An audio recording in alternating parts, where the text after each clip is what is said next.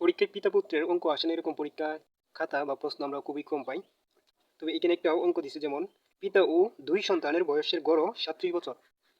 পিতা, মাতা ও ওই দুই সন্তানের বয়সের গড় 36 বছর। তাহলে মাতার বয়স কত? খুব সুন্দর একটা অঙ্ক, আমরা এটার সমাধান খুব ইজিলি করতে পারি।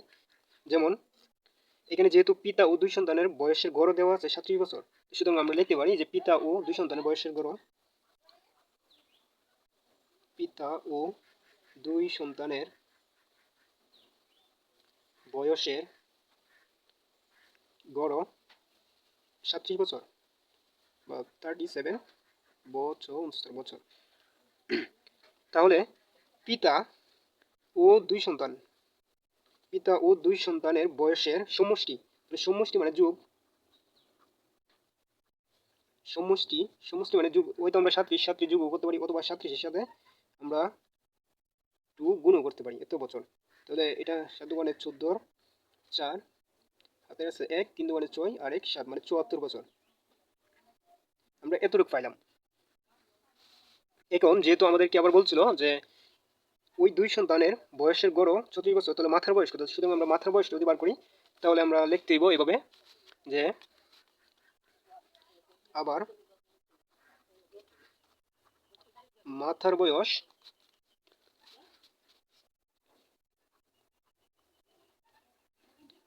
সমান, যেহেতু আমরা মাথার বয়সটা এখানে এই জানি না, কিন্তু আমরা একটা এখানে একটা সমাধান করছিলাম, কি জানি, যে ওই দুই সন্তানের বয়সের গড় দেওয়া আছে 36 বছর। তাহলে মাথার বয়সটা এখানে আমরা এইভাবে পাইতে পারি। আবার পিতা মাতার বয়স ও দুই সন্তানের বয়সের গড় আছে 34 বছর। সুতরাং আমরা লিখতে পারি যে পিতা মাতার বয়স ও দুই সন্তানের বয়সের সমষ্টি 36 × 4 মানে 144 বছর। সুতরাং অর্থাৎ অর্থাৎ লিখতে পারি অর্থাৎ অর্থাৎ মাথার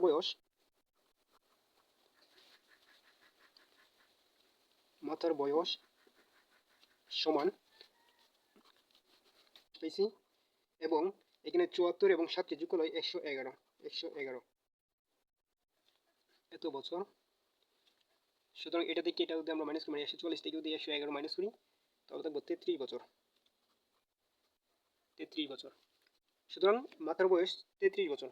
এটাই সমাধান। এরকম ইজিলি অঙ্ক করার জন্য চ্যানেলটিকে অবশ্যই সাবস্ক্রাইব করে রাখবে এবং লাইক কমেন্ট শেয়ার অবশ্যই করবা। ধন্যবাদ।